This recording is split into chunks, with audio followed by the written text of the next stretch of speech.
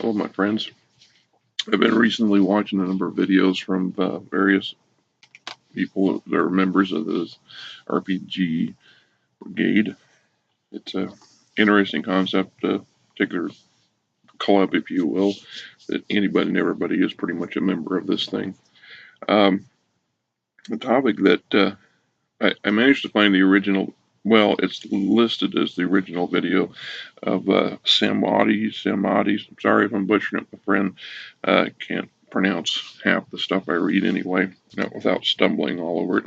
Um, his early vlog of the dark side of this hobby that we all seem to have a shared mutual interest in.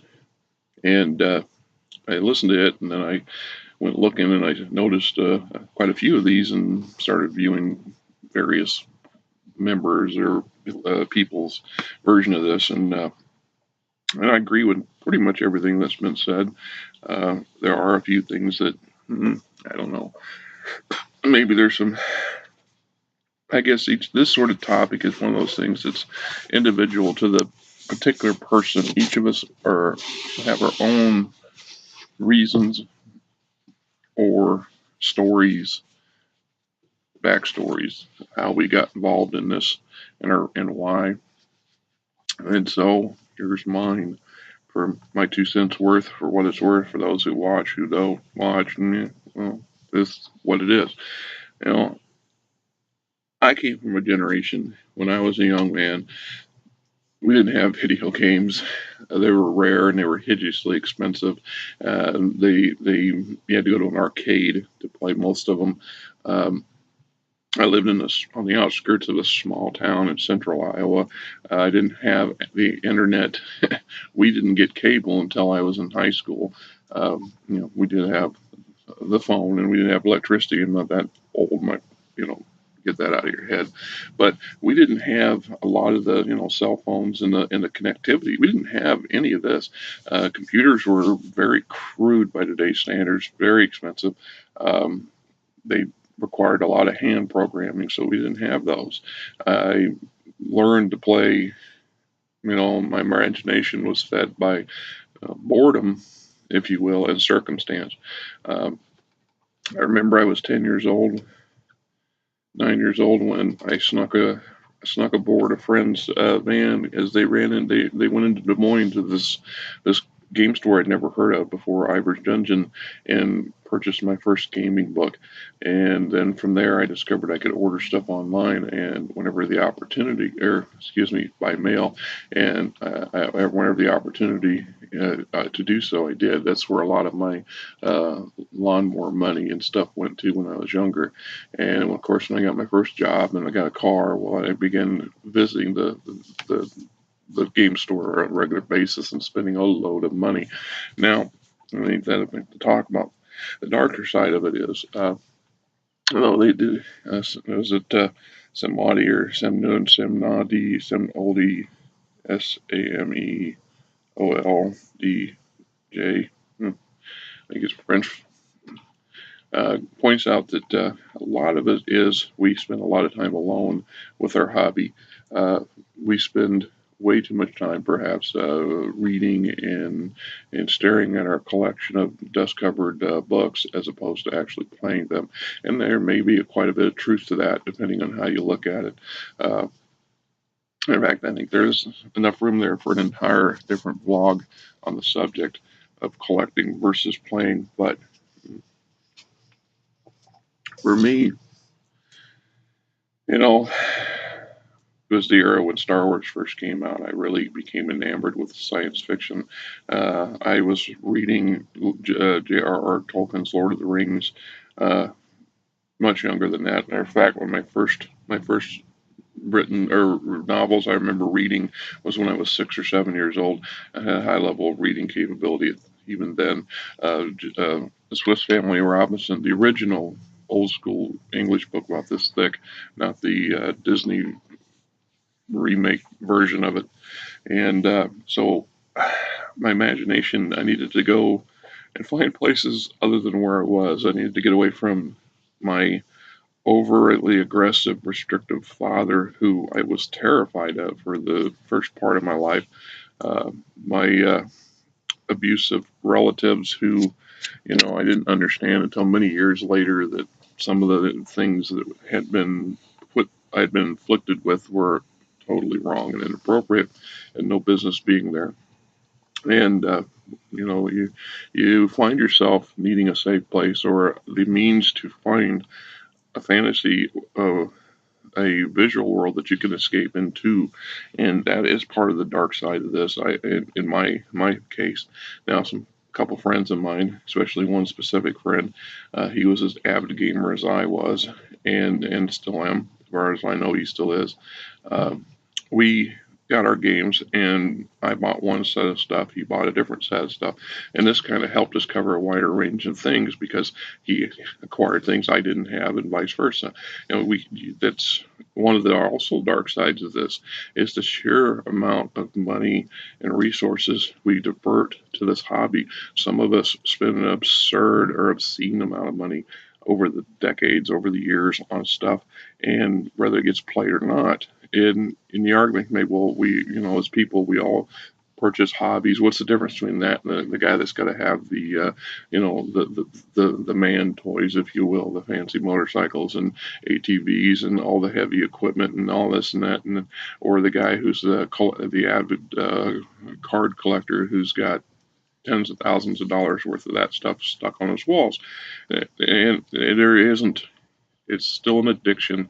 I don't care how you look at it. It's okay to have a hobby, but if your hobby becomes a significant part of your yearly income, well, eventually you start using it to, you buy things when you should be paying for other stuff. And so that's part of what defines an addiction. I've had to go through some courses and stuff on this for another addiction that I had for many years, and I understand that stuff a lot better now than I did then. On the positive side, and I've had that conversation with Sam Y7 briefly. This is a good thing in some aspects because we could have spent this on a lot of even far more self-destructive stuff than we have. Um, as for the isolation part, well, that's true. That's true. We spend a lot of our time reading and creating and drawing and map making and so on and so forth. And these are solitary pursuits. You can play a game with a group of people, but in order to set it up to play it well, especially the GM's perspective. And this might be why some people are more inclined to be game masters than players, because they need that solitude. They need that time to spend, that alone time to spend on this hobby, because not so much that they're antisocial, it's just that they can't. I personally can't stand too much social. I know that sounds kind of absurd. I am a bit of an antisocial person, but yet I'm not.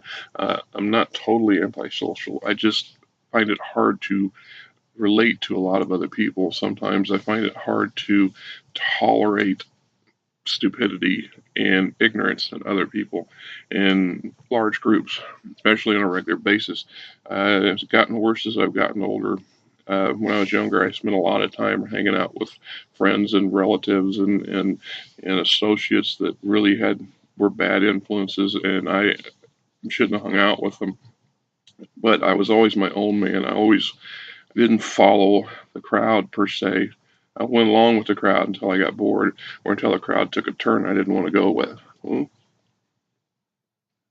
I can think some of you guys can relate to that stuff. It's just like predominantly this hobby is dominated by men. Guys, there's a lot of women that do it a lot more now than there were back then, and I think that's a good thing. Mm. But this is not one of those things that you can apply sexism to, but it is geared more. I think the guys just tap into it more. And there's another thing, and if you look at your fellow gamers, your fellow enthusiasts, take a good look at most of them. You're going to find that a lot of them, now I don't like using titles or cliches and things like that. It's not nerdism or geeks versus the normers or the jocks or what have you. But I personally, no offense, I hate sports. I hate them.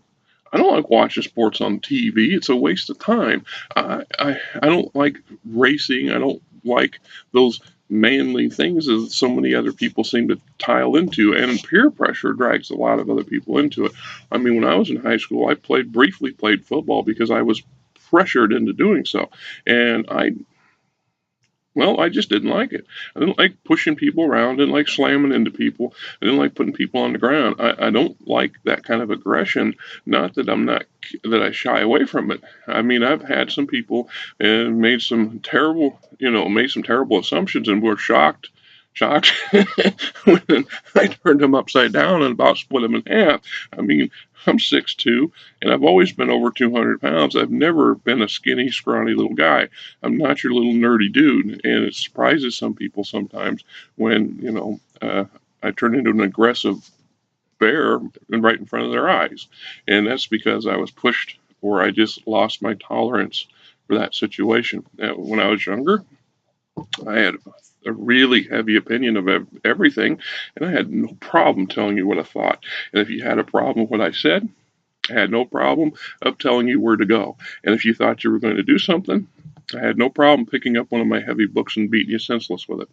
You know, I did actually did one of my oh one of my high school classes. I can't remember which one it was. We had to do a debate of sorts, and I used the D&D versus the Bible. And my argument always was, in that particular one, I picked up a heavy Bible, and I says, everybody sits there and says that I did this or I did that because of the influences of the game made me do it.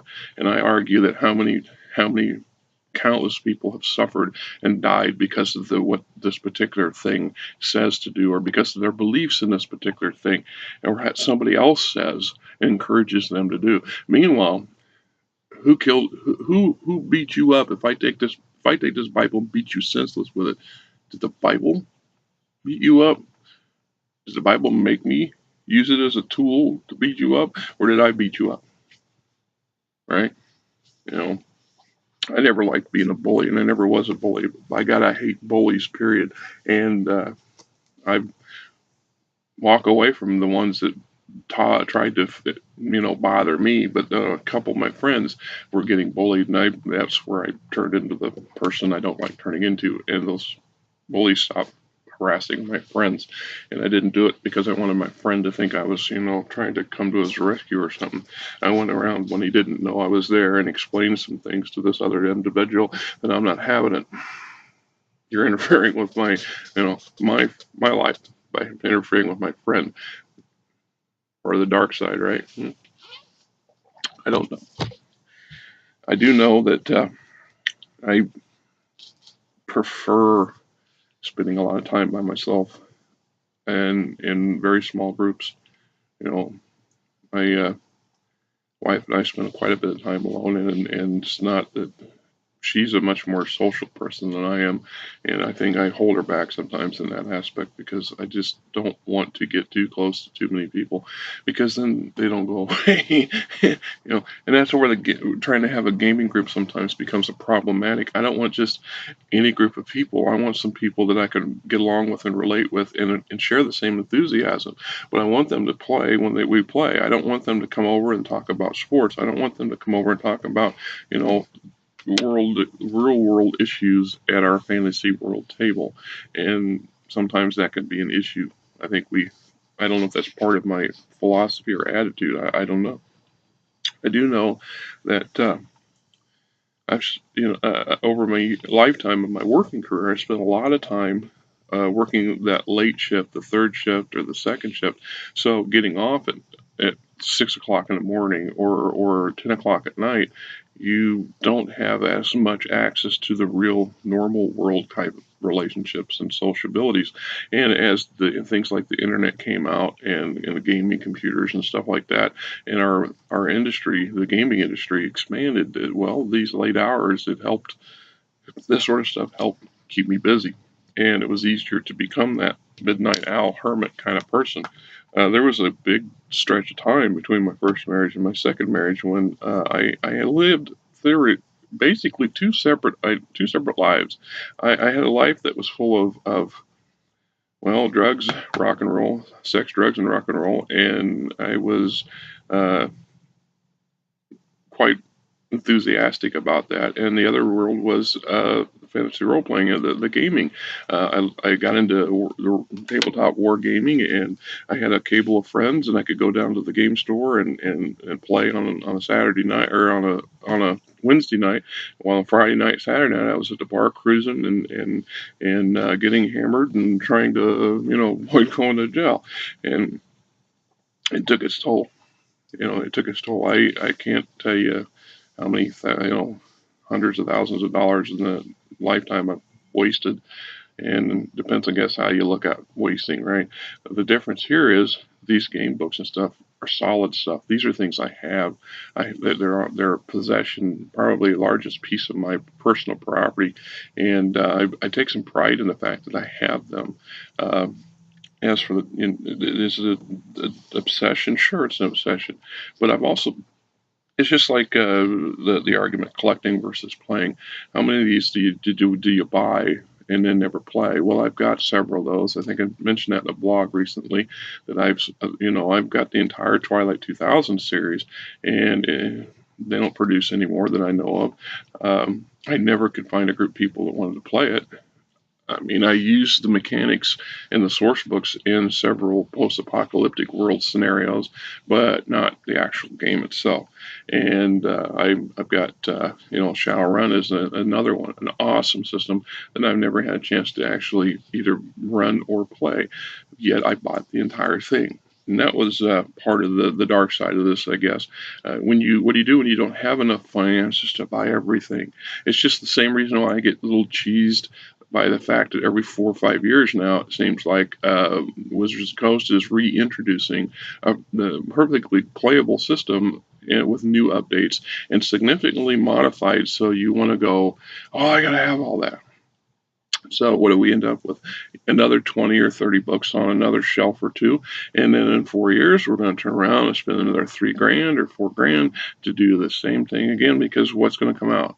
Everybody's enthusiastic. 5.0. What's coming out? 6.0. All right. Okay, great. And what is it? Basically a rehash version of one of the older versions. And there's nothing wrong with that. I get it.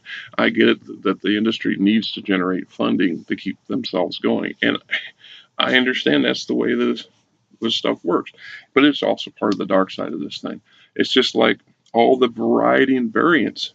I mean, I made that argument in many blogs so far. The enthusiast for Pathfinder right now. Well, I remember Tunnel Trolls. I remember, MERP when it came out. A lot of these, well, it's just another version of D&D. And I've always said, gee, give me the source book material for the world, and I can use D&D's rule books for the mechanics, and everybody can play it. And it's just simpler than trying to relearn an entire new system of what have yous. And I get a lot of flack for saying that sort of thing, I guess. Well, the dark side of this hobby is not necessarily as dark as we think it is. I think it's layers of gray, and you can always shed some light on the darkness. And the dark is as dark as you want it to be or as you let it be. But other times, it is an addiction. It is an obsession. And with addictions come problems, whether it's social problems or economic problems or personal problems. And I've been there. My friends have seen a lot of this. I've paid some terrible prices for it, and because I was blind to it or refused to see it, just like my family paid some terrible prices because of some poor decisions on my part, and my wife suffered because of my mindset. We here we are, 50 years old, and we have nothing to really show for it. I don't have a home. Living in an RV recreational vehicle that we recently purchased, and we're paying off on a fast track, but I led us into a corner, and now I've had to dig. I dug a deep hole, and now I'm slowly filling it back in. That is part of the darkness, and as part of my uh, repaying the bad karma that I generated for years. And our next goal, of course, is to continue forward. We got to buy a better car because the one we have is literally falling apart. The RV will be paid off in a couple months. Then we're going to go look at buying a car that helps fix our credit rating that I made a hash out of. And then I'm hoping, and we're still tucking the money away for a down payment on a house, which is my goal in the next 2 years, is to get an actual home. Meanwhile, well, this is it, and I don't rarely go on like this about it, but that's kind of the point of this particular vlog. That's just why it's running longer than usual, and most people, I doubt it, hardly anybody's going to see it anyway. So it's just me venting to the other. But yeah, I understand this darkness thing far better than majority of you do. I'm not saying anything bad about y'all in particular, or your situations, your lives, and you've made probably many mistakes, but not as many of them as I did. You know, I mean, yesterday was Memorial Day, and we went out. I took my wife to see her to the funeral, the cemetery where her parents are buried, and my mother was there.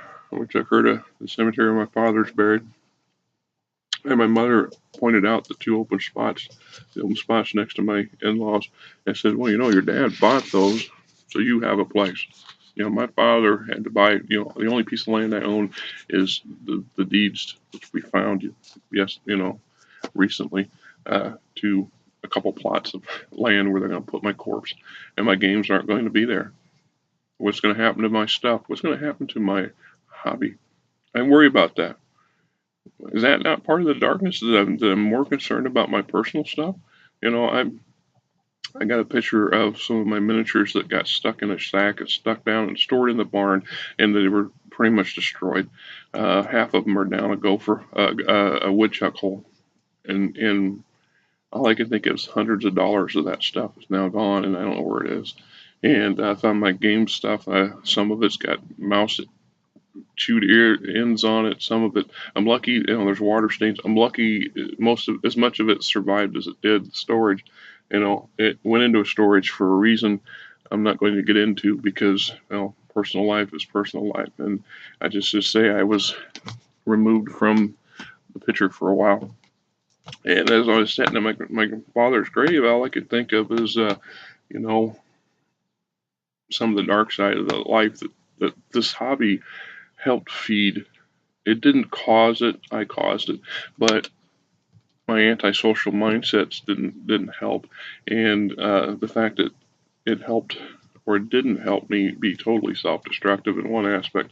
I spent a lot of money on it, but I didn't spend money I didn't spend on other habits, and those habits were terribly expensive and self-destructive, and cost a lot more than I understood until I no longer had that addiction. On the other hand, I did spend this time away with the good addiction, if you will. It was my only lifeline to keep sane in that aspect. And some people say, why collect versus play? Well, I can tell you this. I may have collected a lot of stuff, but I've read every bit of it. I've studied it. I've reread it. Come on, say I got stuff on the shelf collecting dust. How often do you, every now and then, just wander in, pull something at random off of your dusty shelf, blow the dust off of it, and go through it again, just to kind of refresh yourself as to what it is? And every now and then you'll go, ooh, I like this. Let's pull this whole system out, and then maybe get somebody to play it. Or maybe it'll be like old Sam here says, it'll just sit there on the table and collecting more dust, and you'll keep looking at it, studying it, and wondering, and plotting, and planning, and never do anything with it. Okay, maybe that's true. But I do know that I learned a lot of material stuff, a lot of basic mechanics. I've found answers for questions in one system I don't have answers to that I can find in another system and use them. So if I need to make a house rule, it's an educated house rule. It's not something I just pulled out of my backside and said without any consideration, because in a game system, if you look at the concept of the mechanics, no matter how complex or simple they are, what we're talking about here is the base cause and effect. Everything is set up for a reason to have a cause and effect. So if you don't do this or you do this, what's going to happen? In another vlog, it was somebody, I think it was Sam Wise that brought this up, who said that, somebody had given a question about what to do if in the particular game system they were playing. Oh, this wasn't Samwise. This was Ivan Mike. Sorry, no, hard to pronounce these things. He was talking about somebody whose character had their tongue cut out, and in their game system, they don't have the spells or the magic to regenerate or to replace, and their mechanic rules are very specific. That in order to cast magic, the character must have both hands free and be able to verbally do the verbal components. And as you all know, if you go to Dungeons and Dragons, they have a slew of ways of getting around that. If your character gets ranked up high enough, you can get feats, and there are types of embedded magic and tattoos and other things that they can do to learn a skill or gain an ability to allow them to cast in an alternate form. So they may not need a verbal semantic, or they may not need the physical components. Shoot, they can even get good enough where they don't need the gesturing part of things, where they could, a matter of fact, I remember in one Forgotten Realms novel where a very advanced a drow wizard managed to learn how to cast some basic spells by wiggling his toes, right? Hey, but that's because Dungeons and Dragons, in its many incarnations and forms, has a huge, huge rule base, a huge set of mechanics that are intertwined, interwoven. Now you go to these other game systems, their system is not nearly as monolithic, and so they don't have because they didn't want it. And there's the cause or the effect. They didn't want to include that, so they wanted this. In this case, what did he say? We're not going to do this. You're going to have to play by the rule, and now you have to figure out what your wizard's going to do if they can't speak. And like I said, part of that, I learned that stuff. He learned that stuff by having this obsessive amount of material and having read it and reread it and researched it, and maybe he didn't could find good alternatives, but he also knew why the game system that they were mentioning had established its rule that way and didn't allow for thinking outside the box. They wanted you to be in a specific plane of a play or mindset in the play. So, part of that, we're now running into a half an hour. This is a crazy long one for me, even for me. The upside downside, of course, playing, and I agree with that old boy there when I say that I'll get a group again. I'll get a group of players. I'll get one player at some point. I'll play it over the internet. I'll play it by mail somehow at some point when I'm in that right motivation mood. It's not just there yet. I'm trying to, get the groove back, I guess. Get the right mindset going. But the dark side is not as dark as it seems, and not as dark as some of us would have you think. I mean, if we look at it from that aspect, this is an awesome piece of life. This is my football. This is my NASCAR. I don't expect you non-football, non-NASCAR enthusiasts to understand it, because frankly, I don't understand your passion either. But I tolerate it. So, I do acknowledge that I don't have too many friends who are big sports nuts or big race car nuts, partly because we don't have as much to relate to. So, and of course, that's the gist of it, right?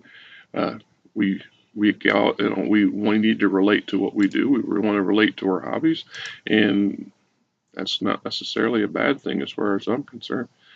So, dark or light, embrace the gray, right?